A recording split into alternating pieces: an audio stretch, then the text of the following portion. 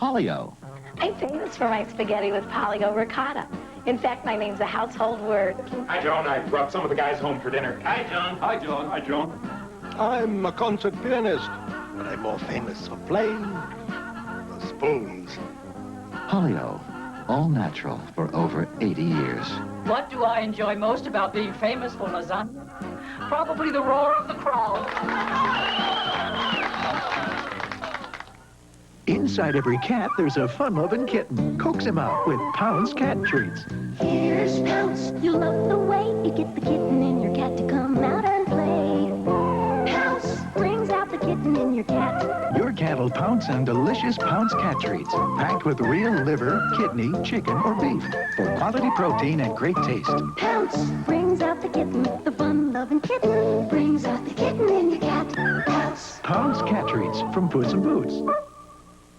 Special report on lottery winners tonight at 11.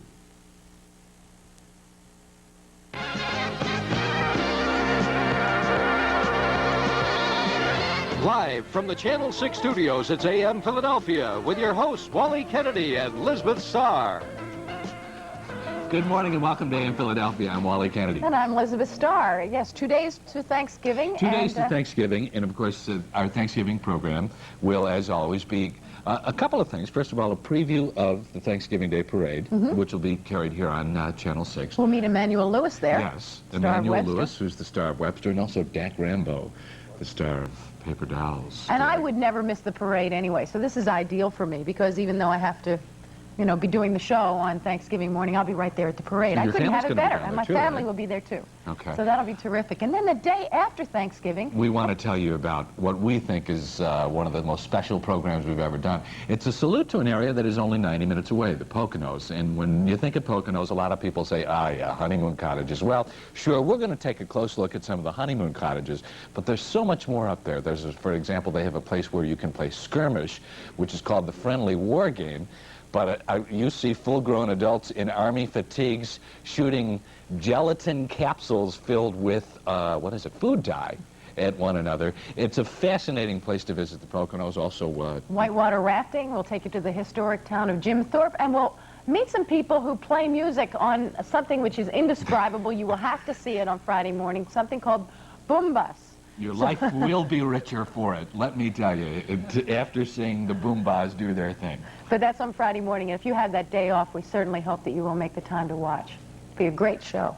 But I would like to introduce to you the man who's at my left right now, Larry Dundas, a Philadelphia police officer from South Philadelphia, who was our AM Philadelphia contestant on Tic Tac Dough, and tonight we see what happened when you went out to California in October. Welcome to the show. Thank you very much, Liz. Thank you for having me. Hello, Wally.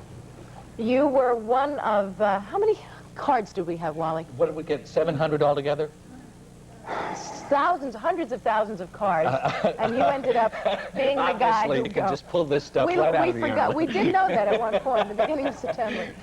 But nonetheless, you were the one we selected. How did you prepare for a show which bases so much on trivial information? Well, it's the difference between trivia. I like to think it's general knowledge. I've always had a pretty good memory for names, I dates. Didn't mean to insult you. I didn't mean trivial, like not important, but you're right, general knowledge. I understand, and I've always had a pretty good memory for names, dates, and places, and to me, there really wasn't that much preparation as far as factual material. What I did try to do was to hone my concentration as best as I could, because that, to me, and it turned out that way, seems to be one of the most important factors when going on a show of that kind, that you must have the ability to maintain concentration at all times. We have tape of you out in California getting ready to do the show. Let's roll that tape, and meanwhile, let's talk about who you met while you wait backstage. Okay.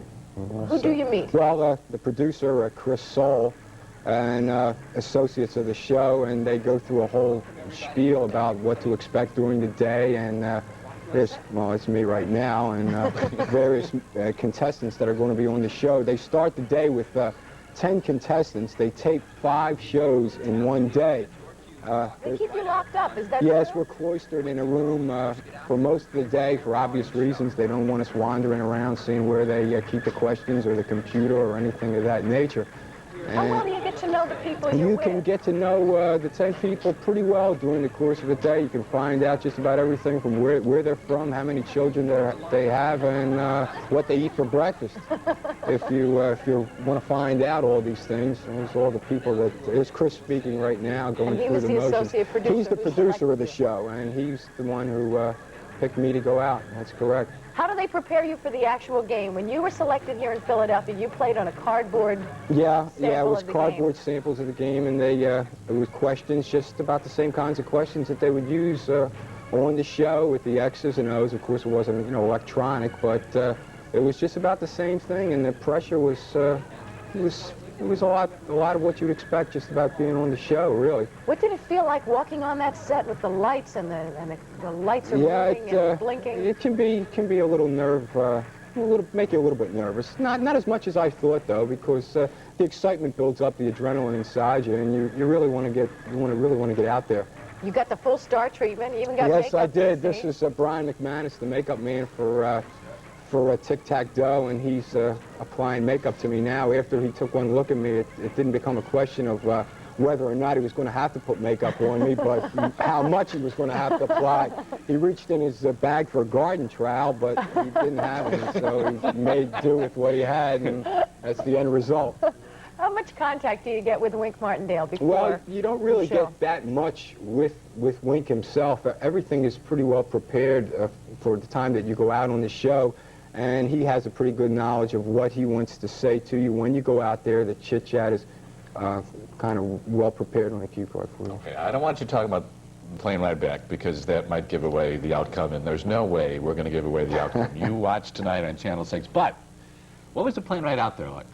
It was a very pleasant ride. Everything was as nice as it could possibly be as far as the weather and the flight itself, and naturally the excitement made it seem like we weren't even on a plane. There's no doubt about it. It was almost we were flying without a plane. My girlfriend and I. It was an indescribable experience, and it certainly was an unforgettable thrill. You've been to California before. What else did you do while you were there? We were fortunate enough to be able to go to Knott's Berry Farm. We had, through courtesy of WPVI, very thankful to them, we had nice tickets for the Tonight Show with Johnny Carson. The whole gang was there for that particular show, which is unusual in its own right. And we had not only NBC Studios, Universal Studios all through the Beverly Hills area, Rodeo Drive. It was a pretty nice trip for almost a week. Thinking about moving from South Philly out to Southern California? I'm happy in South Philadelphia. I think California is a nice place to visit, but South Philly's my home, and I'm very proud to come from there, and I'd like to stay there. I just want to, I suppose it'd be kind of like a busman's holiday, but when you were out there, did you at all even talk with police officers out there? Yes, I've talked to policemen in almost all the cities that I've been to across the country, and you talk shop a little bit with them, and every city has their own way of doing things and their own system of work, and when you see it for real, you realize it's not quite the way you see it with Eric Estrada and everyone like that. Everyone taking one look at me, you realize it's not like Eric Estrada. Larry Dundas, Philadelphia police officer assigned to the police garage. That's correct. On Tic Tac Dough tonight at 7 o'clock. Make sure you tune in and see how Larry does. Good luck to you. Thank you very much, Liz. Okay, thanks for being with us. Thank you. Stay with us as AM Philadelphia continues. We're glad you came back again. Okay, It was thank great. you. Hope everything is Oh, it's wonderful. Coping with babies in intensive care, coming up next on AM Philadelphia.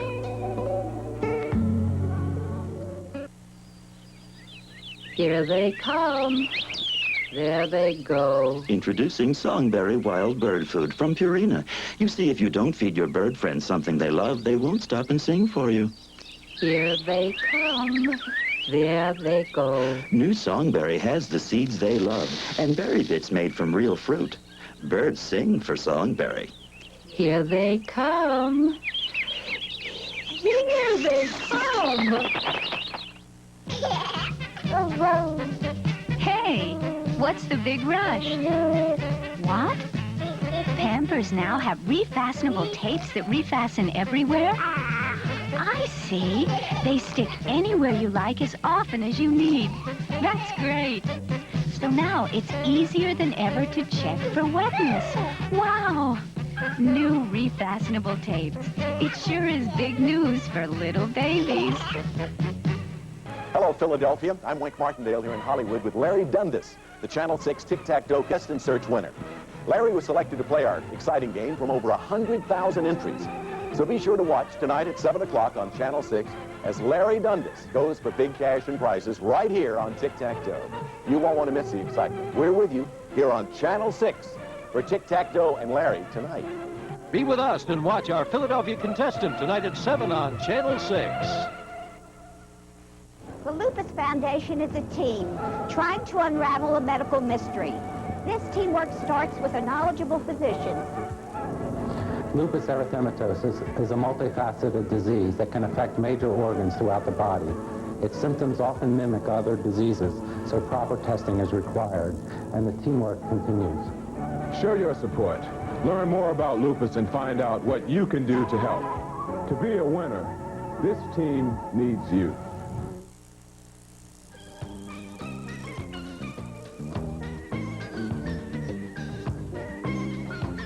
Just wanted to remind you that 1 week from today, certainly one of your favorite guests. You see him on a lot of different programs, and every time he's here, people just love him. So he's coming back. Dr. Lyndon Smith will be with us 1 week from today, Tuesday, November 27th.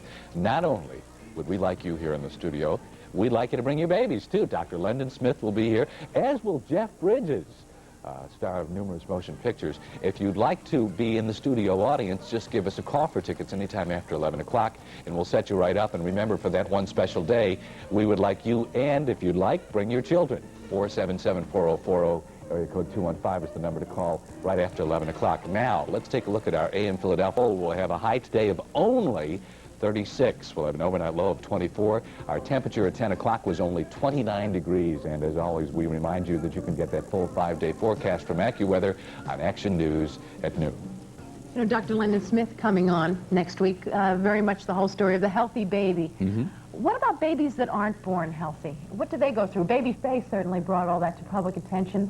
But because her family chose to remain anonymous throughout this, we haven't had an opportunity to find out what her family and parents were going through. Well, right here in Philadelphia, there is an organization called I Care About Newborns. It's associated with Albert Einstein Hospital Northern Division. And among other things that they do, they have a support group for parents who have children in intensive care, in the intensive care nursery. Please welcome to AM Philadelphia a list of people. First, we'll start with Marlon Vogel, who is a coordinator of this sort of counseling, inter-parent counseling. To her left is her husband, Bob Vogel, who is president of ICANN. And to his left is Dr. Hallam Hurt, who is chairman of the neonatology unit at Albert Einstein Hospital Northern Division. Welcome to all of you today in Philadelphia. Why don't you start, Bob, by telling us what sort of grave danger your son was in? Because this is a very personal story to you. Well, Danny was born at 2 pounds, 1 ounce. 2 pounds, 1 ounce. Right. And he was born 3 months premature. And he was in grave danger. We were worried about him just surviving. When he was born, we were very concerned he was actually going to make it.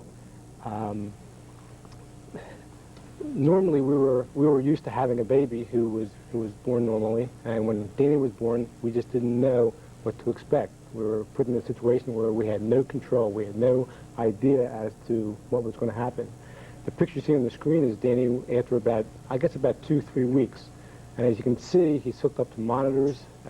He's on a respirator. That isn't the normal situation for a parent to go through. So we were very scared. Marlon, when you look at these pictures, do you remember what you were thinking at the time? You couldn't touch your baby that much. I was afraid to touch the baby. He had a lung disease, and his oxygen wasn't circulating through his body properly, and any type of disturbance, he could turn blue. I was worried about oxygen getting to his brain. I guess my first concern was that he would live, but then after that initial period, it also became scary that I would have a healthy child and a normal child. You went through some very complicated emotions. I want to get Dr. Hurt in this, but first I want to ask you, you've admitted that you were even afraid to name your baby for a while. I think we were afraid to become attached to the baby. We were afraid to name him. I remember when he was about a week old, we finally bought a toy for him. And in my mind, when we went into the hospital gift shop and bought a toy, that was acknowledging that I really had this baby and that I hope that he would live. We should point out that the Vogels had another child at the time. Your son Jonathan was how old? He was Danny 5, and he was healthy, and he very much wanted a baby brother, and I guess I thought I was a disappointment to everybody at that point, to my husband, to my child. Before we get more into the emotional end, let's get Dr. Hurt in on this. Dr. Hurt, how much will a hospital do without parental consent when immediate action has to be taken when a baby is at risk? When a baby is at risk and we don't have time to ask parents exactly what they want done for their baby, we of course do everything possible to ensure the baby's survival and the best possible outcome for the baby developmentally. Now, how much are you thinking about the parents, though, as you do this? Well, at Einstein, what we like to do is whenever there is an anticipated high-risk delivery, such as the Vogels, if we know even moments beforehand that there's going to be a tiny premature baby, we talk to the parents and we tell them, your baby is going to be tiny, this is what we expect will be wrong, and this is what we will do. And the parents have as full an understanding as possible of what will be going on in the delivery room and what steps we will take to ensure the best possible survival for the baby. The Vogels have talked about how much they came to depend upon the hospital staff. Do parents ask too much of the medical people in that sense? Do they become emotionally dependent as well as clinically dependent? I don't think we could say they ever ask too much. The nurses and physicians are there to not only care for the baby's medical needs, but to care for the family, and that's a very important aspect of an intensive care nursery and of training residents in a teaching hospital. How do you deal as health professionals with the reality that some of these babies are going to die? And you may be a doctor, you may be a nurse, but you're a human being. How do you put a distance between yourself and the baby? I suppose you have to, but at the same time, if you're too distant, then you're not compassionate. Help me with this. Well, where's the line? It's a very difficult question, and I think that we become emotionally attached to parents and babies very, very quickly. It's quite easy to put yourself in the situation of the parent when you care for sick infants day in and day out. And I think a large part of how we can handle this emotionally is that there are 4 neonatologists at Einstein. We have a marvelous group of residents and nurses, and we talk to each other, and we talk to parents. So there's a lot of mutual support. Alone, I couldn't do this day in and day out. I have to discuss this with my colleagues, or it is simply too much of an emotional burden. Is this something that relates to you right now? Are you going through this? Do you have a baby who's ill? Or do you have someone in your family or a close friend and you just don't know how to deal with them in this situation? Why don't you give us a call here at AM Philadelphia at 263-6480, and we'll continue our discussion with the Vogels and with Dr. Hurt, and we'll hear more about the organization called I Care About Newborns. Stay with us.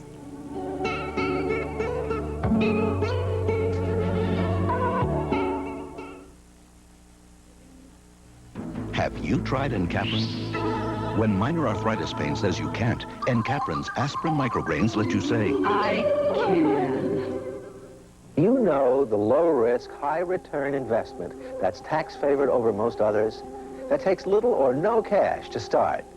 It's real estate, a great investment, if you know how, with the successful real estate techniques taught by Dr. Albert Lowry. The Seattle Times called him a real estate wunderkind. Author of this 500,000 copy bestseller.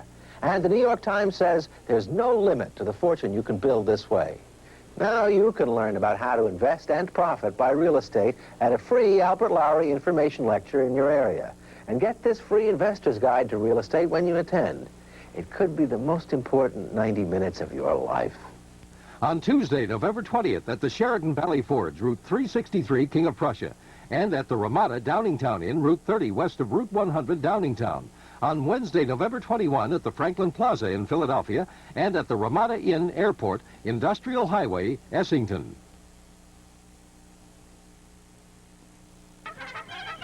It's time again for the live excitement of Gimbel's Philadelphia Thanksgiving Day Parade.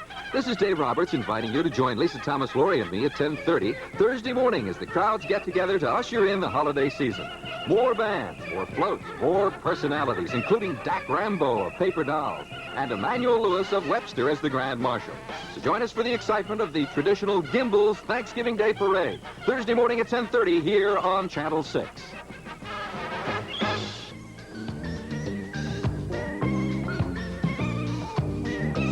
talking about what happens to the families of babies who are in intensive care. Marlon Vogel, I have a question for you before we add another element to all this. You coordinate a support group for parents so they have someone to talk to. Yeah. What kinds of things do you want to talk about when you're in this situation? What happens to parents is that their whole world of support, which they had before the baby is born, isn't really there because people can't relate to the baby as a human being. So friends will make comments to you and ask how the baby is. Has the baby gained weight? Then that means the baby's okay. And they really don't understand the implications of the situation. And it's hard to let everybody else know because you as a parent aren't really sure of the implication of the situation. I think people just need to talk about what they're feeling at that time. And they need just to be listened to, and they need to hear that it's okay to feel angry. It's okay to be guilty. It's okay to be insecure with yourself at this point.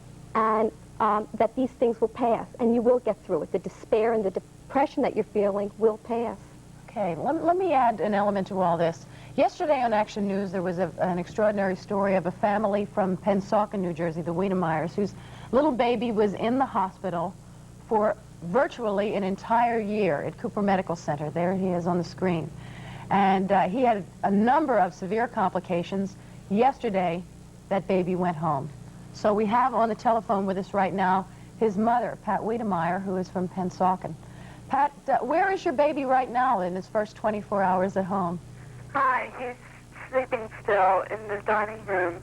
That's where we have him set up in his crib and all his equipment. He has to have special equipment, am I correct? He has to have a ventilator and other things? Right, and his oxygen. And, what are you feeling right now in your first 24 hours at home with your own care? Very good. Glad to hear it. Yeah. We feel like a complete family now. He's finally home with us. And we feel very, very happy and excited. Are there any fears, though? Because now he's all yours to take care of. A little bit, but we feel pretty comfortable with all the training that we've received from Cooper Hospital and all the friends that we've made that are helping us out and the nursing care we're going to be receiving. We feel pretty confident. You did get help from a parent support group, not the one that we're talking about here, but others. What kinds of things did you need to talk about during this time?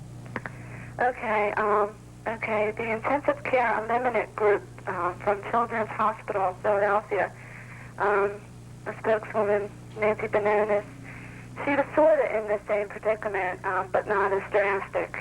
And she helped me a lot coping with emotions and that it's all right to feel how I felt. Can you describe some of the emotions for us, if you will? I guess a lot of guilt. What did I do wrong? Which they kept on reaffirming that I didn't do anything wrong. It just was one of those things. Why me was a big question. Were you able? I'm sorry, were you able to work through those feelings with the help of other people? Yes, and with time. With time helped, And we started getting deep into training of his care, learning about how to take care of him and everything, and started feeling more comfortable and relaxed about it. Well, we want you to know, too, if it makes you feel good, that the Vogels are here with a very healthy and happy 3-year-old boy sitting in the studio. We hope we get a picture of him as the program continues. But we wish you luck with your little baby, and we thank you for contributing to the program. Okay. Thank you. What about the question of bonding, Doctor? I mean, bonding is the thing that everyone talks about now in terms of the change in the way that obstetrical practices have been. They don't take the baby away from you as soon as it's born. They often give you the baby. What about when the baby's ill? I think there's no question that bonding can occur very, very quickly when a baby is ill. I think it's certainly important, and we encourage mothers and babies and fathers to be together immediately at the time of birth, but when that can't happen, it certainly doesn't mean that there's any irreparable damage. And I think many, many hospitals with intensive care nurseries try to have the mother of the baby get into the nursery as soon as possible. Even if she's had a cesarean section, we will move any amount of equipment so that she can get in on a stretcher just to see her baby and touch her baby. And that first touch, I think, is equal to any amount of bonding that might go on in a normal delivery. Is there any scientific evidence to show that that baby really knows that that's its mother, or that that bonding is really helping? Well, there are lots and lots of suggestions that this truly is an important time, and that the baby who has heard his mother and father's voice for months does know it's the mother and father. It's good to hear. We have a telephone call for you all. Go ahead. Your name, Philadelphia, this morning. Good morning. Is the caller there? Oh, I guess maybe we have lost the caller. What are you able to do in the support group in a specific way? Do you contact people, or do they contact you? We have very close contact with the physicians, and I think the unique part of Einstein's support group is that the physicians wanted this to occur, that the physicians talk to us and tell us which parents they feel we should be calling. We make contact with the parents, we call them, we say that we're there to talk to them, whatever their concerns are. And that's just one aspect of our group. We're also trying to provide them with material so they can read and learn about their baby's situation. And by the way, that is your baby we're looking at there, all 3 years old of him, Danny Vogel. Go on, I'm sorry. We try to let parents' needs known to the staff and talk about what the parents let us know if they have a hard time expressing those concerns. I think that our group also tries to boost the morale of the staff. Working in an intensive care nursery is very stressful. We had a reunion in September. And Dr. Hurd told me about this. It was really charming. Tell us about what happened.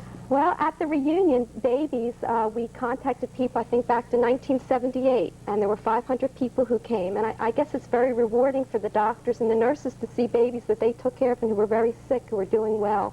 Okay, and we have the caller on the line now. Go ahead. You're in AM Philadelphia this morning. Yes, I just have a comment. If it wasn't for neonatology units, my son, who was born 7 weeks premature, wouldn't be here. I thank God for them. Thank you very much. Dr. Hurt, there are a lot of ethical questions which are far too big for what we can talk about here, but I mean, has your life been changed as a physician by the fact that you have so many options available to you and the choices that you make? Well, I think that certainly my life is changed by the ever-changing technology that addresses the needs of the tiny baby, and we're certainly faced daily with very, very difficult decisions. And I suppose the most important thing I could say is that I have never felt comfortable with trying to make these very difficult decisions, and I hope I never will be, quote, comfortable, because these are very difficult, and many people are part of making ethical decisions. Thank you very much for joining us. Thank you to the Vogels very much. Thanks for bringing along the children, Danny and Jonathan, his older brother.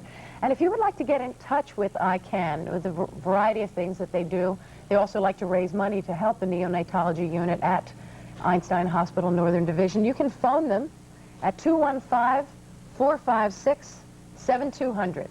That's 452-7200. Ask for ICANN. Thank you to all of you for illuminating this situation. Good luck with your group. And stay with us as AM Philadelphia continues. And watch that barrel of fire over there, sitting there in the studio.